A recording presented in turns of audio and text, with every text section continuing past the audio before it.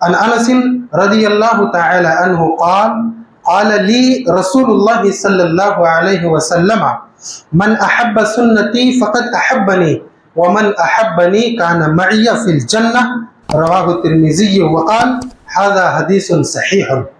حضرات و حاضرین، بزرگان دین، نوجوان دوستوں، پیارے بچوں، تمام قسم کی تعریف کے لائق اللہ کی ذات بابرکت ہے جو خالق کائنات، مالک ارض و سما اور قیامت کے دن کا ایک اکیلا بادشاہ ہے۔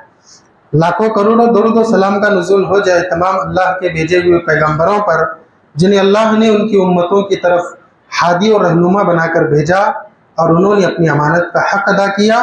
بالخصوص درود اور سلام کا نزول ہو جائے ہم اور آپ کے آخری نبی، آخری رسول، آخری پیغمبر پر جنہیں اللہ رب العالمین نے اس فانی دنیا میں ختم المرسلین اور رحمت للعالمین بنا کر بھیجا، جن کے بعد نبیوں کا سلسلہ ختم، جن کے کتاب کے بعد کتابوں کا سلسلہ ختم، جن کی شریعت کے بعد شریعتوں کا سلسلہ ختم، جن کی امت کے بعد امتوں کا سلسلہ ختم ہو جاتا ہے، جن کے نام کو سن کر ایک مرتبہ درود بھیجنے کا صلہ اللہ اپنے رحمتوں میں سے 10 رحمتوں کی شکل میں نازل فرماتا ہے۔ اللہ سے دعا ہے اللہ ہمیں اپنے عقیدے کی درستگی کی توفیق عطا فرما اور تا حیات اس پیارے نبی حضرت محمد مصطفیٰ صلی اللہ علیہ وسلم کی فرما برداری کرنے کی توفیق عطا فرما اور قدم قدم پر ان کی نافرمانی کے تصور، خیال اور سوچ سے بھی ہماری حفاظت فرما۔ میدان حشر میں حساب و کتاب کے وقت ہم گنہگاروں، نافرمانوں، ناچیزوں کے حق میں اس عظیم پیغمبر کی سفارش شفاعت عظمیٰ قبول فرما، آمین یا رب العالمین۔ حضرات و حاضرین، بزرگان دین، نوجوان دوستوں، پیارے بچوں، ربیع الاول کی آج 13 تاریخ ہے۔ اسی مناسبت سے میں آپ کے سامنے کچھ باتیں پیش کرنے جا رہا ہوں۔ یوں تو ہم سب جانتے ہیں اللہ تبارک و تعالی نے رہنمائی اور ہدایت کی خاطر ہمارے درمیان ایک نبی حضرت محمد مصطفیٰ صلی اللہ علیہ وسلم کو مبعوث فرمایا۔ آپ صلی اللہ علیہ وسلم اس دنیا میں آئے تو آپ کے کئی حق امت پر واجب اور ضروری ہو گئے۔ پہلا حق تو گواہی دینا، اشہد ان لا الہ الا اللہ و اشہد ان محمدًا عبدہ و رسولہ۔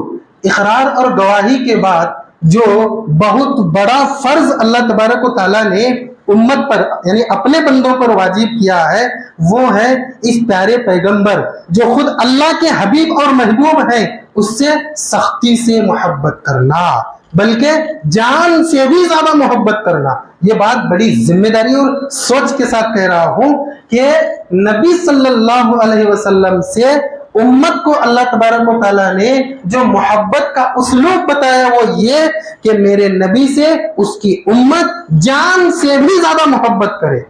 یہ اقرار کے بعد نبی کا دوسرا حق ہے۔ حضرت عمر رضی اللہ تعالیٰ عنہ کا واقعہ ہم جانتے ہیں کہ آپ صلی اللہ علیہ وسلم ساتھی اور دوست سمجھتے ہوئے آپ کے کندھے پر ہاتھ رکھ کے جا رہے ہیں، جاتے جاتے پوچھ لیتے ہیں۔ ایک دوست دوسرے دوست کے ساتھ جب جاتا ہے، جاتے جاتے باتیں نکلتی ہیں، کندھے پر ہاتھ رکھ کے نبی صلی اللہ علیہ وسلم نے پوچھ لیا، عمر مجھ سے محبت کرتے ہو؟ عمر ہے عمر، اسی محبت کی خاطر تو شیطان بھی ڈرتا تھا، خوف کھا کے دوسرا راستہ اختیار کر لیتا تھا۔ ایمان لانے سے پہلے مکہ کے لوگ اور انسان ڈرتے تھے، ایمان لانے کے بعد شیطان بھی ڈرنا شروع کر دیا۔ کہنے لگے اللہ کے رسول کیا بات کرتے ہیں، ساری کائنات آپ کی محبت کے سامنے میرے لیے کوئی معنی نہیں رکھتی ہے، ہیچ ہے، بالکل بیکار ہے، لا یعنی ہے، بے مطلب کی چیز ہے۔ اللہ کے رسول صلی اللہ علیہ وسلم نے پھر استفسار کیا، آپ کی جان سے زیادہ؟ اے اللہ کے رسول اگر جان کی بات آئے تو جان بچی لاکھوں پائے، ہر ایک کو اپنی جان محبوب ہوتی ہے۔ پتہ ہے اللہ کے رسول صلی اللہ علیہ وسلم نے صحیح بخاری کتاب الایمان میں حدیث اتنی مشہور ہے، میں سمجھتا ہوں سب لوگوں کو یہ حدیث معلوم ہے۔ کہنے لگے عمر شیطان تم سے ضرور ڈرتا ہوگا لیکن ایمان اب تک مکمل نہیں ہوا ہے تمہارا۔ حضرت عمر رضی اللہ تعالیٰ عنہ نے کہا اے اللہ کے رسول میں اب میری جان سے بھی زیادہ آپ سے محبت کروں گا۔ اس وقت اللہ کے نبی نے فرمایا عمر اب تمہارا ایمان مکمل ہو گیا ہے۔ وہ محبت، وہ چاہت، وہ الفت، وہ تعلق جو محبت اور پیار کا ہے اللہ نے اپنے نبی سے امت کو جوڑنے کا حکم دیا ہے۔ ایسا لگتا ہے کہ وہ پیار، وہ محبت ہم اپنے نبی سے ہرگز نہیں کر رہے ہیں۔ ایسا لگتا ہے کہ وہ محبت، وہ اسلوب، وہ ترازو جو محبت کا اللہ نے قائم کیا تھا اپنے بندوں پر نبی کے لیے، آج ہم اس محبت سے کوسوں دور ہیں، ایسا ہی لگتا ہے۔ آپ لوگ سوچ رہے ہوں گے ارے یہ کون سی بات آج اچانک مولوی صاحب، مولانا خطیب صاحب بول رہے ہیں کہ کل تو اتنی بڑی دلیل پورے ہندوستان میں نظر آئی محبت کی، اور یہ بول رہے ہیں کھڑے ہو کر 13 تاریخ کو کہ امت محبت ہی نہیں کر رہی ہے۔ ہضم نہیں ہو رہی نا بات، ظاہر میں ایسے ہی لگتا ہے، لیکن واقعتاً یہ بات ہے کہ اللہ تبارک و تعالیٰ نے اپنے نبی سے جس طریقے سے محبت کرنے کا اپنے بندوں کو حکم دیا ہے، شاید ہم ویسی محبت نہیں کر رہے ہیں۔ ایک حدیث میں آپ کے سامنے پیش کر کے اس بات کو سمجھانے کی کوشش کروں۔ امام ترمذی رحمہ اللہ جامع ترمذی میں اس حدیث کو نقل فرماتے ہیں، خادم رسول جنہوں نے 10 سال آپ صلی اللہ علیہ وسلم کی خدمت کی ہے، وہ راوی ہیں حضرت انس بن مالک رضی اللہ تعالیٰ عنہ، کہتے ہیں کہ اللہ کے رسول صلی اللہ علیہ وسلم نے ایک مرتبہ مجھ سے فرمایا کہ انس سنو، من احب سنتی فقد احبنی ومن احبنی کان معی فی الجنہ۔ جو انسان میری سنت سے، میرے طریقے سے، میری شریعت سے، میری سیرت سے محبت کرے گا، در حقیقت وہ مجھ سے اصلی محبت کر رہا ہے، اور جو اس طریقے سے مجھ سے محبت کرے گا کان معی یا فی الجنہ، نہ صرف وہ جنت میں جائے گا بلکہ میرے ساتھ جنت میں رہے گا۔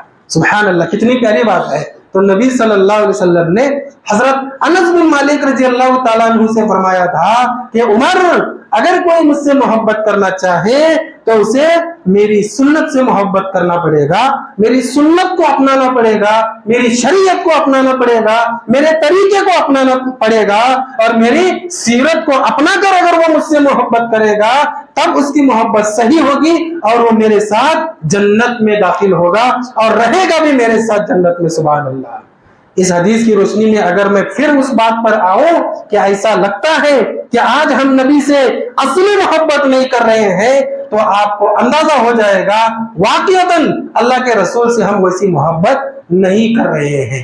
کہاں ہے ہماری زندگی میں سنتیں؟ آج ہم بدعتیں اور خرافات سے محبت کرتے ہوئے نبی کی سنتوں سے اتنی ہی نفرت کرتے ہیں جتنی غیر ہم سے نفرت کرتے ہیں، جتنا غیر اسلام سے نفرت کرتے ہیں۔ یہ کتنی عجیب اور حیرت انگیز بات ہے کہ ہم بدعت اور خرافات سے محبت کر رہے ہیں اور دعویٰ کیا کر رہے ہیں؟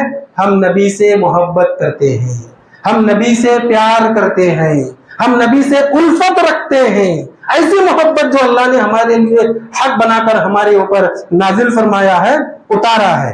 کیا بتائیے، کیا ہم قرآن خوانی نہیں کرتے ہیں؟ کیا ہم فاتحہ خوانی نہیں کرتے ہیں؟ کیا ہم چہلم دسم جو یہ بدعتیں ہیں وہ نہیں کرتے ہیں؟ یہ ساری بدعتیں جو بے شمار ہیں، گننے لگ جائیں تو ٹائم بہت کم ہے۔ ایک ہی بدعت اگر ہم مراد لیں گے جسے میلاد النبی کہتے ہیں، کیا وہ سنت ہے؟ وہ بدعت نہیں ہے؟ اور یہ کرتے ہوئے ہم یہ کہتے ہیں کہ یہ ہم نبی صلی اللہ علیہ وسلم سے محبت کی وجہ سے کر رہے ہیں۔ یہ حدیث ہم کو کیا کہتی ہے کہ تمہاری محبت وہی ہے جو تم نے سنت کو اپنا کر کیا ہے، جو تم نے اپنے آپ میں کام کیا ہے، اپنی طرف سے کوئی کام کیا ہے، اپنی مرضی کے مطابق کوئی عمل شروع کیا ہے اور اسے تم نے محبت کا نام دے دیا، تو پھر یہ محبت نہیں، یہ تو دغا بازی ہے۔ اور اگر یہ تمہارے حساب سے محبت مانی جائے تو یہ اصلی محبت نہیں ہے۔ اگر تم اس کو اصلی بھی سمجھتے ہوں گے تو یہ محبت تمہیں کامیاب کرنے والی نہیں ہے۔ 4 باتیں میں نے ایک ہی جملے میں بتا دیا ہے۔ اگر یہی محبت تم سمجھتے ہو کہ تم جو چاہو نبی کے نام پر کرو اور اسے محبت کا نام دو، ایک تو یہ محبت نہیں۔ اگر تم محبت سمجھتے ہو اصلی محبت نہیں، اگر تم اسے اصلی محبت سمجھتے ہو تو یہ محبت تمہیں کامیاب نہیں کرنے والی ہے۔ کیوں؟ اس سے پہلے کئی لوگ آئے جنہوں نے ایسی محبت کی جو اصلی نہیں تھی، دنیاوی تھی، لیکن سنت سے محبت اور سنت سے لگاؤ نہیں رکھا تو انہیں ان کی محبت نے کامیاب نہیں کیا۔ کیا ابو طالب کو اللہ کے رسول صلی اللہ علیہ وسلم سے شدید محبت نہیں تھی؟ ارے وہ چچا جو بھتیجے کے دین پر نہیں ہے، جو بھتیجے کے مذہب پر نہیں ہے، جو بھتیجے کے قانون کو نہیں مانتا، لیکن مکہ والوں سے سینہ ٹھوک کے کہتا ہے اے لوگوں سنو، گرچہ میں میرے بھتیجے کے دین پر نہیں ہوں لیکن جیتے جی میں اسے تکلیف میں نہیں دیکھ سکتا. اگر پھر بھی تم اسے اصرار کرنا چاہو تو سب سے پہلے میرے خون پر سے گزرنا پڑے گا. اس سے شدید محبت آج کوئی رشتہ دار بھی کسی کے بارے میں بول دے, ارے تم میرے رشتہ دار کو اگر تکلیف پہنچانا چاہو, اس محبت کو تو آج تڑپ رہے نا ہمارا رشتہ دار اتنا تو کم سے کم بولے, ایک چھوٹی سی تکلیف میں ہمارے سامنے آ کر کھڑے ہو جائے, یہ کیسی محبت تھی. لیکن اللہ کے رسول صلی اللہ علیہ وسلم نے ابو طالب کے انتقال کے بعد فرمایا میرا چچا جہنمی ہے. اللہ اکبر, میرا چچا جہنمی ہے. ابو لہب بھی تو محبت کرتا تھا. اللہ کے رسول صلی اللہ علیہ وسلم کی جو پیدائش ہوئی اتنا خوش ہوا. صوبیہ جو آپ صلی اللہ علیہ وسلم کی رضائی ماں ہے, ان کا بھی دودھ آپ صلی اللہ علیہ وسلم نے نوش فرمایا ہے. پہلی لونڈیاں, آج نرس آتی ہے بچے کی خوشخبری دینے, پہلے لونڈیاں آیا کرتی تھی مردوں کے پاس, دوڑتے ہوئے آئی اور کہنے لگی خوش ہو جاؤ اے آقا, آپ کو بھتیجا پیدا ہوا ہے. ابو لہب اتنا خوش ہوا. یہ محبت نہیں تھی بھتیجے سے, اتنی محبت تھی, اتنی محبت ایک جھٹکے میں جاگ گئی, لونڈی کو آزاد کر دیا. جا تو نے مجھے اتنی بڑی خوشخبری دی ہے کہ آج کے بعد تو میری لونڈی نہیں ہے, میں تجھے آزاد کر لیتا ہوں. جانتے ہیں اس وقت آزادی کتنی بڑی نعمت تھی, آزادی کتنی بڑی نعمت تھی. آج کل غلام اور لونڈی کا معیار تو وہ صرف نوکر چاکر کے لیے ہے, وہ بھی صرف 5 کام کے لیے, 6 کام میں وہ مالک کا نہیں مانتا ہے. اس وقت جو لونڈی اور غلام کا معیار تھا وہ خرید و فروخت کی طرح تھا, جس طریقے سے چیزیں خریدی جاتی ہیں. آزاد کر دیا. لیکن پتا ہے ابو لہب کا کیا حال ہوا؟ اللہ اکبر, اتنا برا حال ہوا کہ اس کے بچے بھی اس کے جنازے کو اٹھانے کے لیے تیار نہیں تھے. اتنی بری موت مرا ہے. اور ابو جہل کا بھی یہی حال تھا. اور اللہ کے رسول صلی اللہ علیہ وسلم کے وہ چچا جنہیں امیر حمزہ سید الشہداء کہا جاتا ہے, ان کا بھی یہی حال تھا. اللہ کے رسول صلی اللہ علیہ وسلم کا وہ واقعہ کسے نہیں معلوم ہے کہ آپ کعبۃ اللہ کے پاس بیٹھ کر وہ کچھ باتیں بتا رہے ہیں, ابو جہل آتا ہے, بک بک کرتا ہے اور آپ کو پتھر سے مار کر لہو لہان کرتا ہے, اور عبداللہ بن جدعان کی ایک مجلس کعبہ کے دوسری طرف ہوتی ہے, وہاں جا کے گپے مار کے بیٹھنے لگتا ہے. امیر حمزہ سید الشہداء جو آپ کے چچا ہیں, تھوڑی دیر کے بعد شکار سے جب واپس آئے, دیکھا کہ بھتیجا لہو لہان ہے. پوچھا کیا ہوا؟ ابو جہل نے مارا ہے. فوراً دوڑتے ہوئے گئے اور کہنے لگے سن, آج کے بعد میں بھی میرے بھتیجے کے دین پر ہوں. یہ صرف اسے جلانے کے لیے کہا, اسے ناراض کرنے کے لیے یا اسے نیچے گرانے کے لیے کہا کہ تو نے میرے بھتیجے پر ہاتھ اٹھایا ہے. جو کمان اس کے ہاتھ میں تھی, تیر جس سے چلاتے ہیں, اسی کمان سے ایسا پیشانی پر دے مارا کہ وہ بھی لہو لہان ہو گیا. اور آ کر کہنے لگے اے بھتیجے تیری محبت نے بدلہ لے لیا ہے. اللہ کے رسول نے فرمایا میری ذات سے محبت کرنے سے اچھا میری سنت اور شریعت سے محبت کرے تو مجھے بہت اچھا لگے گا. اللہ اکبر. اللہ کے رسول نے اس چچا کی محبت کو قبول نہیں کیا جو صرف ذات سے محبت کرتا ہے. کہنے لگے اے میرے چچا, اگر تم اسلام قبول کرو گے, گواہی دو گے, اقرار کرو گے وحدت الہی اور میرے رسول اللہ ہونے کی, تب میں آپ سے راضی اور خوش ہوں گا. ابو طالب, یہ جو آپ کے چچا تھے امیر حمزہ, اسی وقت کلمہ شہادت کا اقرار کرتے ہوئے مسلمان ہو گئے.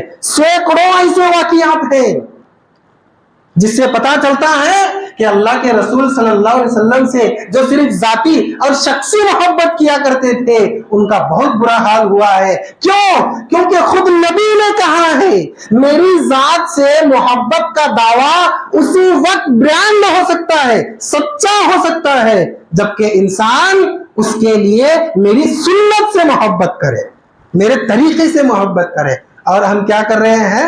طریقے سے تو محبت نہیں ہے, سنت سے تو محبت نہیں ہے, اسلام سے تو محبت نہیں ہے. آپ لوگ سوچ رہے ہوں گے پھر اسلام کہاں سے آ گیا؟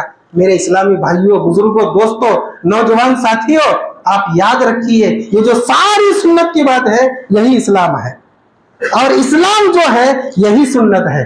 صالح الفوزان رحمہ اللہ ایک کتاب البرواحی رحمہ اللہ کے شرح السنہ اس کی تشریح کرتے ہوئے کہتے ہیں لوگ اسلام کو الگ کرتے ہیں, سنت کو الگ کرتے ہیں, جبکہ سنت اور اسلام دونوں ایک ہی ہے.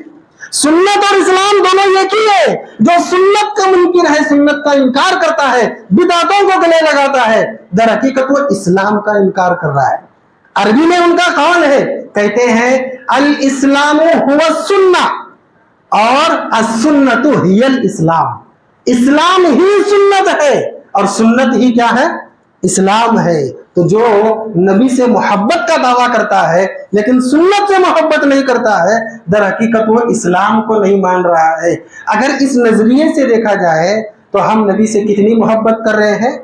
کر بھی رہے ہیں تو ایسی محبت جو بے فائدہ ہے, کر بھی رہے ہیں تو ایسی محبت جو حقیقی نہیں ہے, کر بھی رہے ہیں تو ایسی محبت جو کامیاب نہیں کرنے والی ہے.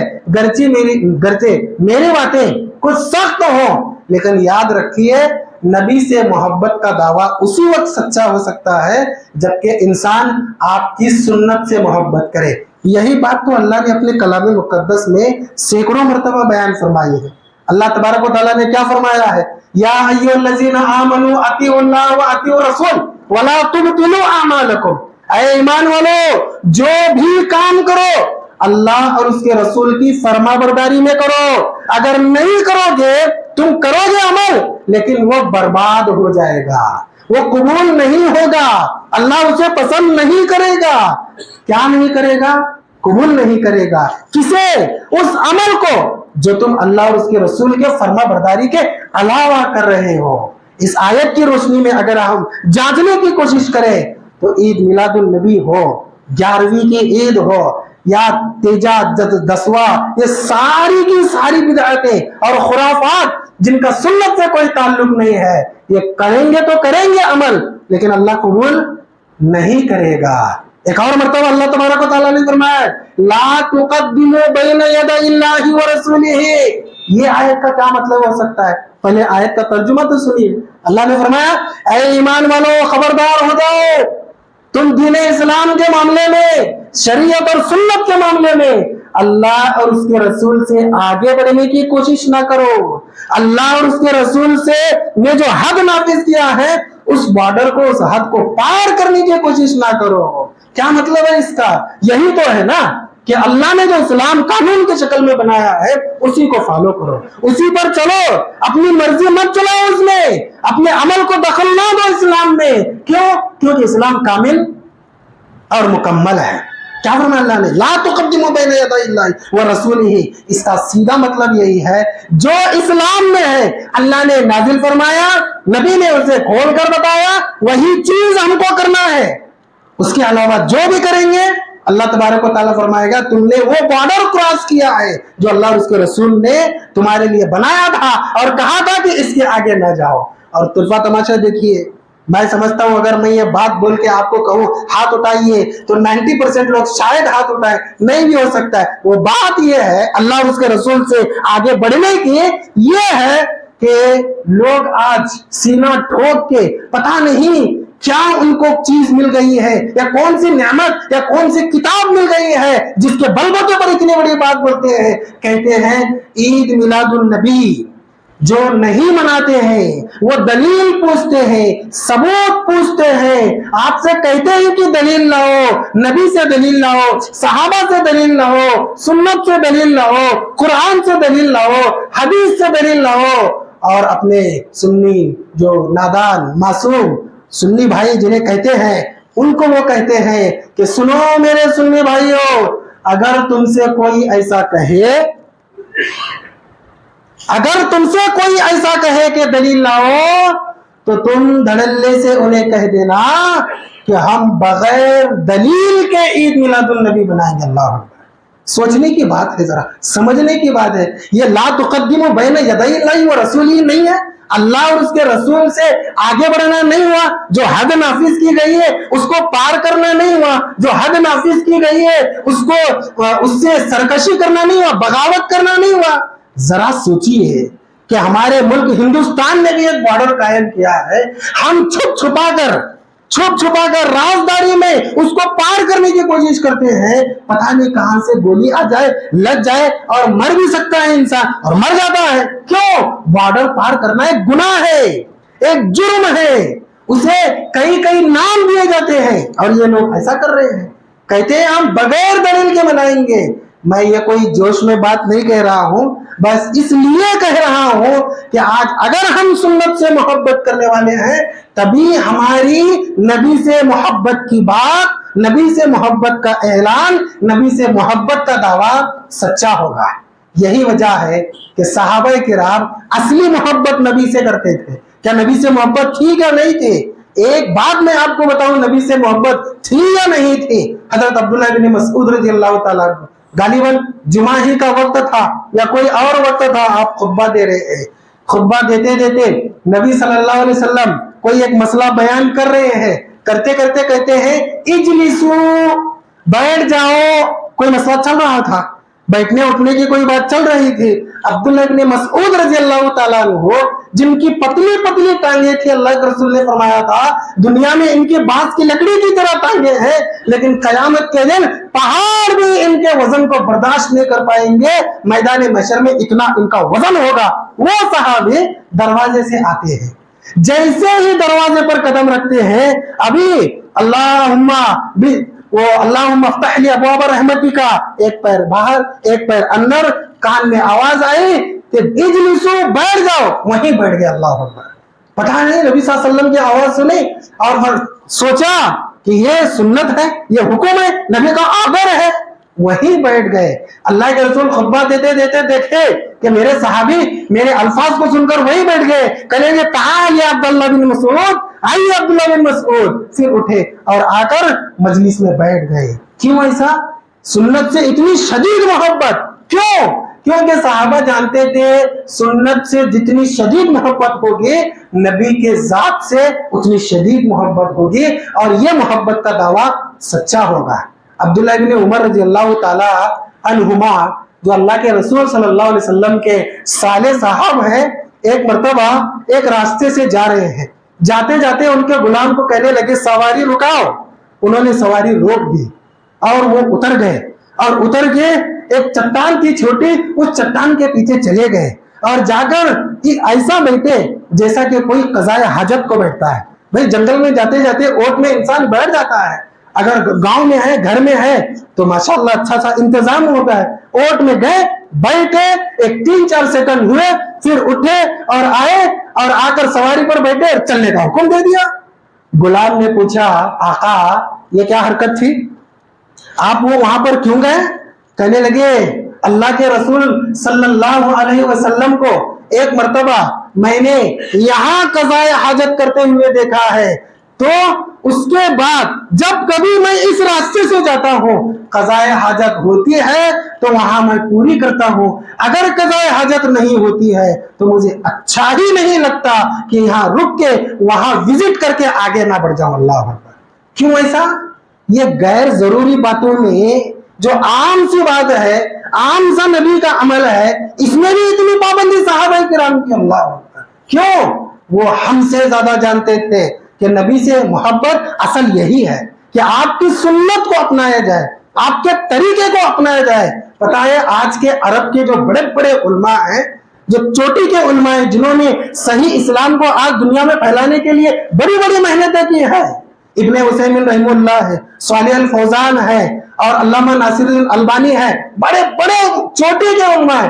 وہ کہتے ہیں سنت کے معاملے میں، شریعت کے معاملے میں، طریقے کے معاملے میں صحابہ کرام اپنے آپ کو اتنا اٹینشن میں رکھتے تھے، اتنا مستعد رکھتے تھے گویا کہ وہ گھوڑے ہیں. مثال دیکھیے کیا ہے، وہ گھوڑے ہیں. کس طریقے سے ایک مالک جب گھوڑے پر بیٹھتا ہے سفر کرنے کے لیے، آپ جانتے ہیں وہ گھوڑے کے ادھر ایک پٹی لگاتا ہے، ادھر آنکھ پر ایک پٹی لگاتا ہے جو ذرا آنکھ سے آگے ہوتی ہے، ادھر ایک پٹی لگاتا ہے جو آنکھ سے ذرا آگے ہوتی ہے. وہ دونوں پٹیاں اس لیے لگائی جاتی ہیں کہ گھوڑے کا دماغ دیکھنے کی وجہ سے، نظر کی وجہ سے ادھر بھی نہیں جانا اور ادھر بھی نہیں جانا. اللہ اکبر. صحابہ کرام نے اپنے آپ کو ویسے بنا لیا تھا کہ اسلام اور سنت سے ہٹ کر ہم نہ ادھر دیکھیں گے نہ ادھر دیکھیں گے. ہم وہ مالک جو گھوڑے کو مستعد کرتا ہے اپنے آپ کو ویسا بنا لیں گے. کیوں ایسا؟ پھر پوچھتا ہوں، صرف اس لیے کہ وہ جانتے تھے کہ سنت سے محبت ہی اصل نبی سے محبت ہے. تو نبی کا کہ رسالت کا اقرار کرنے کے بعد جو دوسرا حق نبی کا ہے وہ ہے محبت کرنا. اور نبی نے بتایا کہ مجھ سے اگر کوئی محبت کرنا چاہتا ہے تو میری سنت سے محبت کرے. جو سنت سے محبت کرے گا وہی مجھ سے محبت کرے گا, اور جو اس طریقے سے محبت مجھ سے کرے گا وہی میرے ساتھ جنت میں جائے گا, اور جو مجھ سے اس طریقے سے محبت نہیں کرے گا وہ جنت میں کبھی نہیں جا سکتا. اسی لیے اللہ کے رسول صلی اللہ علیہ وسلم نے اپنے آخری ایام میں فرمایا تھا ترکت فیکم امرین, اے میرے صحابہ سنو, اب تو مجھے دنیا سے جانے کا وقت آ گیا ہے, میں تمہارے درمیان دو چیزیں چھوڑ کر جا رہا ہوں اسلام کے نام پر, شریعت کے نام پر, سنت کے نام پر. ایک ہے کتاب اللہ, اللہ کی کتاب, اور دوسری ہے میری سنت, حدیث, میرا طریقہ. اگر تم ان دونوں کو تھامے رہو گے تبھی تم سیدھے راستے پر ہو سکتے ہو, اور اگر تم نے ان دونوں میں سے کسی کو بھی چھوڑ دیا تو تم سیدھے راستوں سے گمراہ ہو جاؤ گے. اور ہم سب جانتے ہیں سیدھے راستے سے گمراہ ہونے کا نتیجہ کیا نکلتا ہے. دنیا میں تو تھوڑی بہت خوشی مل سکتی ہے مغرب کے بعد سے لے کے 12 ربیع الاول کو 10, 11, 12 بجے تک, لیکن حقیقی جو آخرت کی خوشی ہے اس سے اللہ محروم کرے گا, اور اس کی تیاری اللہ تبارک و تعالی جنت اور جہنم میں ڈالنے سے پہلے کرنے والا اللہ کے رسول صلی اللہ علیہ وسلم فرماتے ہیں اللہ تبارک و تعالی صالح علیہ السلام کے علاوہ تمام انبیاء کو ایک حوض دینے والا ہے. صالح علیہ السلام کو کیوں نہیں ہے وہ ایک الگ بڑی بحث ہے. صالح علیہ السلام کے اٹھنے والے صالح علیہ السلام, ان کے علاوہ تمام انبیاء کے لیے حوض ہوں گے جن میں کوثر کا پانی ہوگا, اور تمام انبیاء اپنی اپنی امت کو پانی پلائیں گے. میری امت کو بھی میں پانی پلاؤں گا, لیکن کچھ لوگ ہوں گے جو مجھ پر آنے کی کوشش کر رہے ہوں گے, لیکن فرشتے انہیں بہت دور رکھے ہوئے ہیں, میں انہیں پہچانوں گا. فرشتوں سے کہوں گا کہ اے فرشتوں انہیں چھوڑ دو, وہ بھی پانی پینا چاہتے ہیں, میں انہیں پانی پلانا چاہتا ہوں. فرشتے کہیں گے اے اللہ کے رسول انک لا تعلم, اے اللہ کے رسول آپ نہیں جانتے, آپ کو نہیں معلوم ہے ما احدثوا بعدک, انہوں نے آپ کے چلے جانے کے بعد آپ کے دین ہی کو بدل دیا, سنت کو بدعت سے بدل دیا, توحید کو شرک سے بدل دیا, شرک کو اپنانا انہوں نے شروع کیا اور بدعت کو اپنانا انہوں نے شروع کر دیا. اور طرفہ تماشا یہ کہ بدعت کو سنت کا نام دے دیا اور شرک کو توحید کا نام دے دیا. آپ نہیں جانتے ہیں انہوں نے آپ کے جانے کے بعد آپ کے دین کو بدلا ہے, آپ کے اسلام کو بدلا ہے, آپ کی سنت کو بدلا ہے, آپ کی شریعت کو بدلا ہے. اللہ کے رسول صلی اللہ علیہ وسلم اتنا بات سننا تھا, فرمائیں گے سحقن سحقن لمن غیر بعدی, یہاں کیوں رکے ہوئے ہو, اس سے بھی زیادہ دور لے جاؤ جنہوں نے میرے بات میرے دین ہی کو بدل دیا. اللہ ہمیں ڈر ہی نہیں ہے. عید میلاد النبی کی تو ایک مثال تھی جس کی وجہ سے میں نے آپ کے سامنے یہ باتیں پیش کی ہیں. صبح سے لے کر شام تک, پھر رات سے لے کر صبح تک ہم سوچتے ہی نہیں ہیں کتنے اعمال ہمارے سنت کے ہوئے. کوئی عمل ہمارا سنت سے ہٹ کر تو نہیں ہوا ہوگا, بدعت تو نہیں ہوا ہوگا, میں نے صحیح سمجھ کے کیا غلط تو نہیں ہوا ہوگا نا, چھوٹا ہو یا بڑا ہو گمراہی کا سبب بن سکتا ہے, ہم سوچتے ہی نہیں ہیں. شادی کا مسئلہ لیجئے, طلاق کا مسئلہ لیجئے, تجارت کا مسئلہ لیجئے یا عبادت کا مسئلہ لیجئے, چاہے وہ عمل اللہ کے حق سے تعلق رکھتا ہو یا بندوں کے حق سے تعلق رکھتا ہو, ہم سوچتے ہی نہیں ہے کہ کیا کام سنت ہے, کیا کام سنت کے مخالف ہے. کیوں؟ ہم نے محبت کا ایک الگ ہی نام دے دیا ہے نا, وہی کر رہے ہیں اور اسی کو محبت سمجھے ہوئے, دل ٹھنڈا ہو گیا ہمارا. کون کر رہا ہے یہ؟ شیطان کر رہا ہے, اس کے آگے سوچنے نہیں دے رہا ہے. عبداللہ ابن عمر رضی اللہ تعالیٰ عنہما ایک چھوٹے سے بچے 10-12 سال کے تھے, ان کے پاس بیٹھے ہوئے ہیں اور بیٹھ کر کنکر مارتے ہیں. کنکر مارتے مارتے جب حضرت عبداللہ بن عمر ان کو دیکھتے ہیں تو عبداللہ بن عمر انہیں کہتے ہیں اے بچے کنکر نہیں مارنا. کیوں؟ کیونکہ اللہ کے رسول نے اس سے منع فرمایا ہے. بچہ ہے تھوڑی دیر مان لیتا ہے, بڑا آدمی ہے سمجھدار ہوتا ہے تو ہمیشہ مانتا ہے, اگر اسے بات پسند آئی اچھی لگی. حضرت عبداللہ بن عمر رضی اللہ تعالیٰ عنہما 2 منٹ کے بعد دیکھے کہ وہ بچہ پھر پتھر مار رہا ہے. نبی کی سنت کی مخالفت ہو رہی ہے, حکم کی مخالفت ہو رہی ہے. پتا ہے حضرت عبداللہ بن عمر چھوٹے سے بچے سے کتنا ناراض ہوئے, کہنے لگے واللہ لا اکلمک ابدا, اللہ کی قسم کھا کر کہتا ہوں بیٹے آئندہ میں تجھ سے کبھی بھی بات نہیں کروں گا. کیوں؟ میں بول رہا ہوں اللہ کے رسول نے منع کیا ہے اور تم پھر بھی اس کام کو کرتے ہو. کیوں صحابہ کرام اتنی تڑپ رکھتے تھے سنت اور اللہ کے رسول کے حکم کے سامنے؟ کیونکہ انہیں معلوم تھا یہی اسلام ہے. اگر ہم نے ایک بھی سنت کو الگ کیا ہم اسلام سے الگ ہو رہے ہیں، اور بدعت کو سنت سمجھ لیا تو اس سے بڑی گمراہی کیا ہو سکتی ہے. بس اللہ سے دعا کرتا ہوں کہ اللہ تبارک و تعالیٰ جو انہیں صحیح اسلام، جو دین، جو مذہب شریعت کی شکل میں نبی صلی اللہ علیہ وسلم پر نازل کیا ہے اور انہوں نے ہم تک صحابہ کرام کے ذریعے تابعین کے ذریعے پہنچایا ہے، اسی صحیح اسلام پر ہمیں عمل پیرا ہونے کی توفیق عطا فرما. اللہ جو محبت صحیح معیار میں اصل محبت ہے وہی محبت اللہ ہمیں اپنے پیغمبر سے کرنے کی توفیق عطا فرما. اللہ ہماری زندگی میں آپ علیہ الصلوۃ والسلام کی ایک ایک سنت کو اپنانے کی توفیق عطا فرما. بدعت، خرافات اور دین کے مخالف جتنے بھی کام، جتنی بھی باتیں اور جتنے بھی آرگنائزیشنز ہیں ان تمام سے ہمیں دور رہنے کی توفیق عطا فرما. اللہ جب تک زندہ رکھ، ایسی حالت میں زندہ رکھ جب خاتمہ ہو اسی حال میں ہمارا خاتمہ، اور مرتے وقت اللہ تیرا توحید کا پیارا کلمہ لا الہ الا اللہ ہماری زبان سے جاری فرما. آمین. وآخر دعوانا ان الحمد للہ رب العالمین وما علینا الا البلاغ المبین. والسلام علیکم ورحمۃ اللہ وبرکاتہ.